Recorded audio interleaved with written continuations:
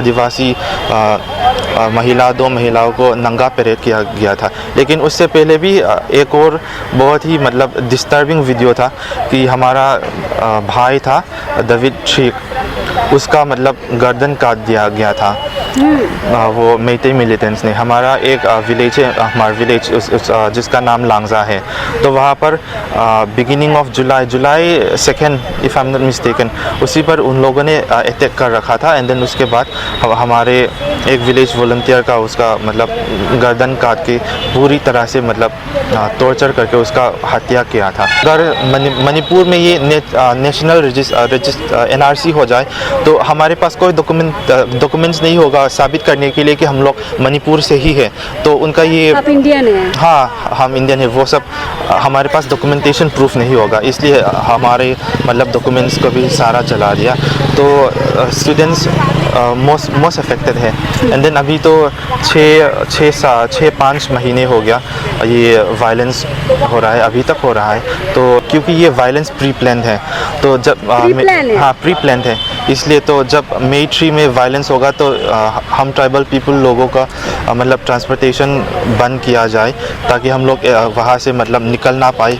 तो ये सब हुआ और वायलेंस शुरू हुआ तब मई 2 या मई 1 में अत्सुम मतलब मणिपुर का all tribal students union Manipur ने प्रोटेस्ट ऑर्गेनाइज किया था, क्योंकि मणिपुर हाई कोर्ट ने डायरेक्शन दिया था कि जो वैली पीपल है, जनरल कैटेगरी मेइतेई लोगों को ST कैटेगरी का मतलब रिकॉग्निशन मिले।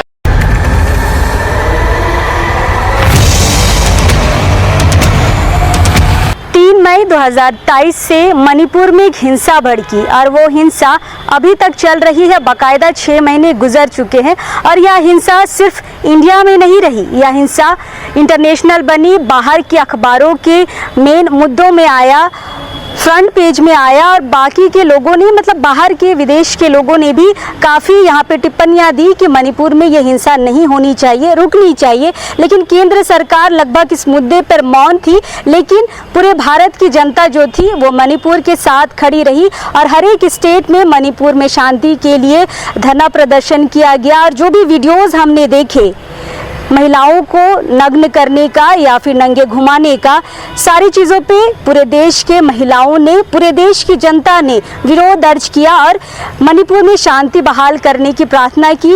लेकिन फिलहाल मणिपुर अभी तक जल रहा है। आप तस्वीरों में देख सकते हैं हमारे साथ 2 युवा हैं, 2 भाई हैं जो आज मणिपुर से चलकर झारखंड आए हैं, कुछ मदद की आस में आए हैं। दोनों स्टूडेंट हैं और चूँकि आपको पता है कि हिंसा की वजह से वहाँ के स्कूल, वहाँ के कॉलेज बंद है और जितने भी कुकी समाज के लोग थे उनका जो सर्टिफिकेट था वो सारा कुछ जल चुका है। मैटर आपको पता है कि मेइतेई समाज जो है वहाँ आदिवासी बनना चाह रहा था, जिसका विरोध कुकी समुदाय ने किया था। कुकी समुदाय के साथ साथ जितने बाकी ट्राइब है उन्होंने किया था और उसके बाद ही हिंसा भड़की थी और हिंसा ने इन छात्रों के कैरियर को दांव में डाल दिया। यानी कि कहले जो सर्टिफिकेट थे जिनके द्वारा ये उच्च शिक्षा प्राप्त कर सकते थे उनको जला दिया गया है। आज ये दर दर की ठोकरें खा रहे हैं, देश के हर एक ट्राइबल स्टेट में जा रहे हैं और मदद की गुहार लगा रहे हैं कि हमें कहीं पे एडमिशन मिल जाए। फिलहाल हम इनकी ही जुबानी सुनते हैं कि आखिर मणिपुर की जो हिंसा थी कैसे भड़की थी और आज वहाँ के स्टूडेंट को दर दर क्यों भटकना पड़ रहा है और आज झारखंड में किस मुद्दे को लेकर यहाँ पे आए हैं। सारी बिंदुओं पे हम बातचीत करते हैं। सर, आपका नाम? मेरा नाम ज़ोलिन क्लुंग है। अच्छा, आप किस ट्राइब से हैं? मैं मार कम्युनिटी ट्राइब से हूँ।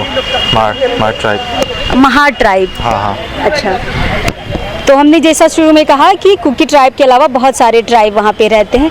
अच्छा, आप ये बताइए कि हमने जो सोशल मीडिया में या फिर कह लें कि मीडिया के माध्यम से जो चीज़ हमने देखा मणिपुर को लेकर, यह हिंसा कैसे शुरू हुई? आप लोगों ने तो हिंसा शुरू होते हुए देखा होगा।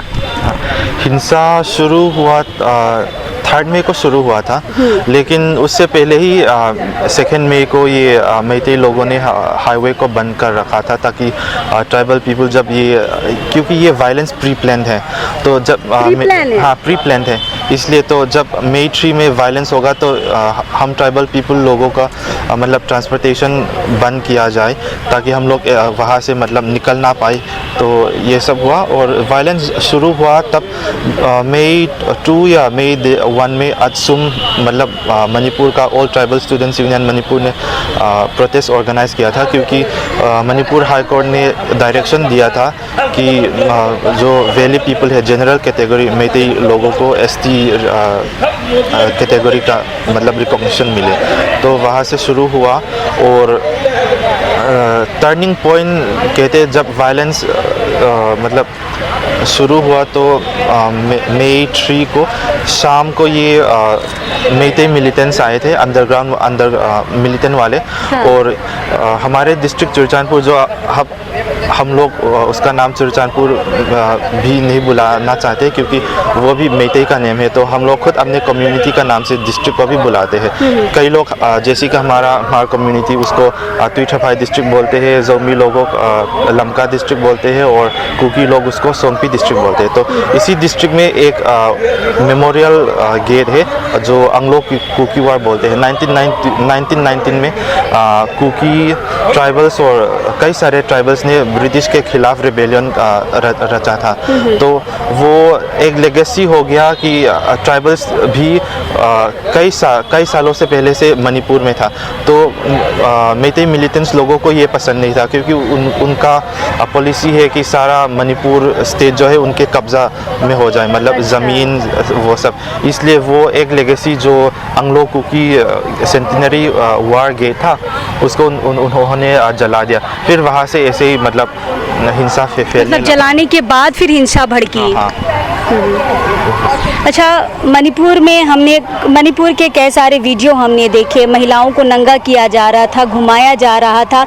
ये दृश्य सिर्फ 1-2 वीडियो है या फिर ऐसे बहुत सारे वीडियो या ऐसे बहुत सारे कांड हुए हैं मणिपुर में? हाँ, बहुत सारे ऐसे मतलब हादसा हुआ है हमारे ट्राइबल लोगों के साथ। लेकिन अभी तक भी क्या है कि इंटरनेट बैन होने की वजह से कुछ वीडियोस तो मतलब पूरा देश मतलब देख चुका है, लेकिन कुछ वीडियो अभी तक है मुझे लगता है कि जो मतलब पब्लिक को नहीं पता।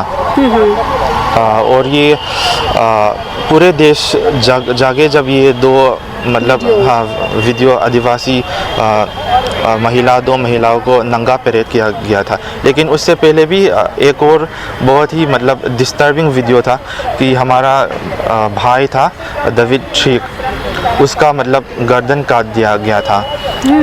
वो मैतेई मिलिटेंट्स ने। हमारा एक विलेज है, हमारा विलेज जिसका नाम लांगजा है। तो वहाँ पर beginning of July 2 if I am not mistaken, उसी पर उन लोगों ने अटैक कर रखा था। एंड देन उसके बाद हमारे एक विलेज वॉलंटियर का उसका मतलब गर्दन काट के पूरी तरह से मतलब टॉर्चर करके उसका हत्या किया था। तो उसके बाद ही ये क्या हेड हंटिंग जो होता है हमारे ट्राइब या फिर नॉर्थ ईस्ट ट्राइबल कम्युनिटी में पहले होता था, अभी तो नहीं होता था। लेकिन ये मैतेई लोगों ने हेड हंटिंग इस बार करा, क्योंकि उनको जस्टिफिकेशन चाहिए था कि ट्राइबल लोग जो है नॉर्थ ईस्ट में हेड हंटिंग करते थे। तो हम मैतेई है, हम लोग एसटी डिमांड कर रहे हैं, तो हम लोग भी हेड हंटिंग करते हैं। इसकी वजह से हम लोग भी ट्राइब रिकॉग्निशन दिया जाए, ऐसे उनका कुछ पॉलिटिक्स था। इसलिए बहुत ही अफसोस की बात है, लेकिन हमारा एक भाई को ऐसे ही मतलब किया गया। अच्छा, आप लोगों ने विरोध शुरू किया। अच्छा, एक बात बताइए कि अगर मतई को ट्राइब की सूची में डाल दिया जाता, एसटी बना दिया जाता, तो आप लोगों को बहुत भारी नुकसान था क्या था कि आप लोगों ने विरोध शुरू किया? देखिए, ये मैतेई जो कम्युनिटी है मणिपुर स्टेट में लगभग 60% उनका पॉपुलेशन है। और तो और क्योंकि वो जनरल कैटेगरी है, I think around 50% general category का ओपन कैटेगरी में वो लोग कम्पीट करते हैं। हम लोग तो शेड्यूल ट्राइब है, तो शेड्यूल ट्राइब का रिजर्वेशन स्टेट लेवल में बस 31% है और सेंट्रल में तो 7.5% है। तो अगर इन लोगों को मतलब एसटी रिकॉग्निशन मिल जाता तो बहुत सारा पॉलिटिकल और डेमोग्राफिक इम्बैलेंस फिर से होता। पॉलिटिकल पावर भी ये लोग ऑलरेडी कब्जा कर चुके हैं, क्योंकि मणिपुर में 60 MLAs है और वहाँ से ट्राइबल MLAs नागा, गिनकर और मार और कुकी और जोमी और मिज़ो, ये 5 आदिवासी कम्युनिटी हमारा बस 20 MLA है और मैते कम्युनिटी का तो ऑलरेडी 40 MLA है। तो अगर इन लोगों को ST रिजर्वेशन मिला तो मतलब तो सब में वही आ जाएंगे। हाँ, सब में वही आ जाएंगे और हमारा 31% जो मतलब रिजर्वेशन है हमारा जो भी ये लोग छीन लेंगे। क्योंकि अगर आप देखें तो मणिपुर सरकार के कुछ एम्प्लॉइज़ है वो भी मतलब ट्राइब्स अगर हमारे पास 31% रिजर्वेशन है लेकिन फिर भी बहुत ही मुश्किल से हमें जॉब मिलता है मणिपुर स्टेट के अंदर। तो ज़्यादातर लोग तो जनरल कैटेगरी को ही मिलता है। अगर उनको उनका शेड्यूल ट्राइब स्टेटस फिर से मिल गया तो बस स्टेट गवर्नमेंट में नहीं लेकिन सेंट्रल गवर्नमेंट में भी उनका मतलब हमारा जो भी पोर्शन है वो लोग छीन जाएंगे। अच्छा, हमें एक बात बताइए कि जितनी भी नुकसान हुआ, हानि हुआ, हमें लगता है कि सबसे ज़्यादा नुकसान छात्रों का हुआ है जो वहाँ पढ़ रहे थे, क्योंकि घर जला दिए गए, सबके सर्टिफिकेट जल गए, हर कुछ जल गया। अब तो जो पढ़ रहे थे छात्र, उनका भविष्य तो अधर में लटक गया, मतलब अंधेरे में रह गया।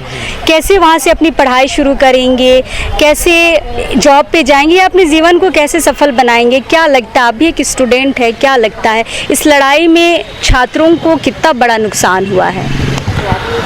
इस इंसिडेंट में, इस वायलेंस में सबसे बड़ा नुकसान तो ये जिनके ऊपर अत्याचार हो रहा है, एट्रोसिटीज़ हो रहा है, जो मैतेई लोगों ने मरा है, उसके बाद ही हम लोगों का स्टूडेंट्स है। क्योंकि हम लोग स्टूडेंट्स देश को बनाने के लिए हम लोग तो फ्यूचर है। तो अभी तो जैसे कि मान लीजिए मणिपुर यूनिवर्सिटी में बहुत सारे ट्राइबल स्टूडेंट्स हैं, तो वो लोग ये मैतेई लिपु नाराम्बाई तेंगोल जो टेररिस्ट ऑर्गेनाइजेशन है, ये लोग वहाँ जाके उनको निकाल दिया गया अपने हॉस्टल रूम से। और हॉस्टल रूम से निकालने के बाद उनका सारा मतलब बिलोंगिंग्स को जला दिया, सर्टिफिकेट्स को, जो भी एक किताबें भी, ताकि अगर मणिपुर में ये नेशनल NRC हो जाए तो हमारे पास कोई डॉक्यूमेंट्स नहीं होगा साबित करने के लिए कि हम लोग मणिपुर से ही है। तो उनका ये, आप इंडियन हैं? हाँ, हम इंडियन है, वो सब हमारे पास डॉक्यूमेंटेशन प्रूफ नहीं होगा, इसलिए हमारे मतलब डॉक्यूमेंट्स को भी सारा जला दिया। तो स्टूडेंट्स मोस्ट अफेक्टेड है। एंड देन अभी तो 6-5 महीने हो गया ये वायलेंस हो रहा है, अभी तक हो रहा है। तो स्टूडेंट्स का मतलब एजुकेशन कंटिन्यू नहीं कर पा रहे हैं, क्योंकि सारा स्कूल हिल डिस्ट्रिक्ट्स में तो वायलेंस चल रहा है, तो बंद है। इम्फाल में तो कॉलेज हो या कोई भी इंस्टीट्यूशन हो वो तो खुला है, लेकिन हमारे लिए तो वहाँ जाना सेफ़ नहीं है, तो उनका एजुकेशन अधूरा हो गया है। और कुछ लोग तो मतलब शहर में आते हैं, दिल्ली हो या कलकत्ता हो या बेंगलोर, वो सब गुवाहाटी में, तो कुछ लोग तो अपना जो लकी लोग हैं उनके पास डॉक्यूमेंट्स हैं वो कंटिन्यू कर, मतलब जो बाहर पढ़ रहे थे उनके पास सर्टिफिकेट बच गया और जो वहाँ थे उनका सब खत्म हो गया। हाँ, वही। अच्छा, एक बात बताइए, इंडिया की जो सैन्य शक्ति है, मिलिट्री शक्ति है, वो पूरे वर्ल्ड में 3रे नंबर पर आती है। इतने सैन्य शक्ति के बावजूद ये लड़ाई कंटिन्यू है। कैसे समझते हैं इसको कि क्या मिलिट्री का भी हाथ है इस हिंसा में, इसे भड़काने में? मुझे नहीं लगता कि मिलिट्री ऐसे डायरेक्टली इन्वॉल्व थे। क्या है कि मिलिट्री जो हमारा सेना लोग हैं, हम ट्राइबल लोगों को प्रोटेक्ट कर रहे हैं। हाँ, प्रोटेक्ट कर रहे हैं, लेकिन उतना ज़्यादा डिप्लॉयमेंट नहीं हो रहा सेंट्रल से, तो कुछ ना कुछ हमारा जीवन तो बच जाता है। लेकिन वायलेंस को मतलब कम्प्लीटली कंट्रोल करने के लिए उतना ज़्यादा मतलब मणिपुर में स्टेशन नहीं है, और वो तो CM और ये सब सरकार में डिपेंड करता है। और सरकार तो आधा से ज़्यादा तो मैतेई लोग से ही है, तो मतलब रिकमेंडेशन भी नहीं देते ना सेंट्रल गवर्नमेंट को कि हमें इतना सेंट्रल फोर्सेस डिप्लॉय करे ताकि यहाँ पर वायलेंस रुक जाए, वो सब तो नहीं करते, इसलिए। अच्छा, आपसे मेरा एक आखिरी सवाल होगा कि बीजेपी की सरकार वहाँ पर है, बीजेपी की सरकार इस हिंसा को रोकने में असमर्थ रही है, फेल रही है। क्या कहेंगे सेंट्रल में जो बैठे हमारे मोदी जी, उन्होंने थोड़ी सी ढिलाई कर दी इस हिंसा को रोकने में, क्या कहेंगे? उसके बारे में तो मुझे कुछ जानकारी नहीं है, क्योंकि इंडिया में तो 28 स्टेट्स है, यूनियन टेरिटरीज भी 7-8 है, तो मोदी जी भी मतलब बिजी होंगे, कुछ और काम है। मणिपुर तो लेकिन यहाँ की हिंसा पूरे दूसरे देशों में चली गई है, इंटरनेशनल ये मुद्दा चला गया है, वहाँ के लोगों ने रिएक्शन देना शुरू किया, फिर मोदी जी इतने लेट कैसे हो गए? डिपेंड करता है, उनके पर्सनल चॉइस हो सकता है, वो तो मुझे नहीं पता। ऊपर से मणिपुर तो बस 30 लाख लोग रहते हैं, तो हमारा कम आबादी है, तो शायद हमारा जो भी हादसा हुआ है हमारे साथ, even if it is very traumatic, हमारे लोगों के लिए शायद वो प्रायोरिटाइज नहीं करते शायद। देखिए, मणिपुर के लोग कह रहे हैं कि शायद हम प्राथमिकताओं में नहीं आते हैं, संख्या 30 लाख की संख्या है, आबादी है, तो शायद हम केंद्र की प्राथमिकताओं वाले स्टेट में नहीं आते, इसलिए सरकार ने हम पर ध्यान नहीं दिया। फिलहाल आप लोग झारखंड आए हैं, कब आए झारखंड, कैसे आए? हम लोग झारखंड मंडे को आए थे ट्रेन से, और हम लोग यहाँ पर कुछ इंस्टीट्यूशंस में जा चुके हैं, प्रिंसिपल से, वाइस चांसलर से भी मिल चुके हैं, ताकि यहाँ मणिपुर में जो भी स्टूडेंट्स उनका एजुकेशन अधूरा है और बिना डॉक्यूमेंटेशन के वो सब हैं, यहाँ पर कंटिन्यू कर सके वो सब, इसीलिए हम लोग झारखंड आए हैं। अच्छा, मतलब यहाँ के जितने भी शिक्षण संस्थान हैं उसमें एडमिशन लेने आए हैं, पर आपके सारे सर्टिफिकेट तो जल गए हैं, कैसे एडमिशन होगा? इसीलिए हम लोग उनको मतलब पर्सनली अप्रोच कर रहे हैं, ताकि कुछ रिलैक्सेशन हो जाए हमारे स्पेशल केस में मणिपुर स्टूडेंट्स, क्योंकि नागपुर का वाइस चांसलर ने भी मतलब 15 लोगों का एडमिशन ले रखा है विदाउट एनी डॉक्यूमेंट्स और सर्टिफिकेट्स, और केरला गवर्नमेंट सीएम ने भी बोला था कि मणिपुर का जो स्टूडेंट्स हैं, अगर उनको एडमिशन चाहिए तो हम लोग डॉक्यूमेंट्स नहीं मांगेंगे, डायरेक्ट उनको एडमिशन देंगे। तो हाँ, तो ऐसे सिमिलर सिचुएशन या फिर ऑर्डर हम लोग रिस्पॉन्स हम लोग एक्सपेक्ट कर रहे हैं झारखंड से, इसलिए हम लोग यहाँ पर आए हैं। कितने लोग आए हैं आप लोग? बस हम लोग 3 लोग हैं। अच्छा, अभी तक किनसे मुलाकात हो पाई? सेंट जेवियर्स का प्रिंसिपल हो गया, निर्मला स्कूल का प्रिंसिपल है, Xavier's institute of social services है, रांची यूनिवर्सिटी का वाइस चांसलर से भी हम लोगों का मुलाकात हो गया, और बिशप और कुछ लोगों का हमने मुलाकात किया, और आज तो ये यहाँ पर ट्राइबल समाज के साथ हमारा। कैसा रिस्पॉन्स रहा है यहाँ के लोगों का, कैसे रिस्पॉन्स दे रहे हैं आपको? रिस्पॉन्स तो अच्छा है, मतलब पॉजिटिव है, क्योंकि हम सब तो ट्राइबल ही है, इसीलिए ट्राइबल है, इसलिए आप लोग हमारा प्रॉब्लम को भी समझते हैं, इसलिए आई होप कि यहाँ पर जो अगर स्टूडेंट्स आएंगे एडमिशन करने के लिए, तो मतलब आसानी से उनको एडमिशन मिल जाए। बिल्कुल। और एक भाई हमारे साथ हैं, उनसे भी बातचीत करते हैं। आपका नाम? मेरा नाम गौलुल है। अच्छा, कहाँ से हैं, मतलब मणिपुर के किस ज़िले से हैं? चुरचांदपुर डिस्ट्रिक्ट से हूँ, और अच्छा, झारखंड आए हैं मदद लेने, यहाँ के एडमिशन लेने, यहाँ पे आगे की पढ़ाई करने के लिए, कैसा रिस्पांस देख रहे हैं? आज संगठनों के साथ आप लोग बैठे, कैसा रिस्पांस देख रहे हैं? अब तक तो पॉजिटिव रेस्पॉन्स ही मिल रहा है, और लेकिन फाइनल डिसीजन तो उन्होंने भी नहीं ले सकता, क्योंकि हायर अथॉरिटी से आना पड़ेगा, इसलिए। अच्छा, किन किन चीज़ों की ज़रूरत है आप लोगों को यहाँ झारखंड में रहने के लिए फ़िलहाल? स्टूडेंट्स के लिए?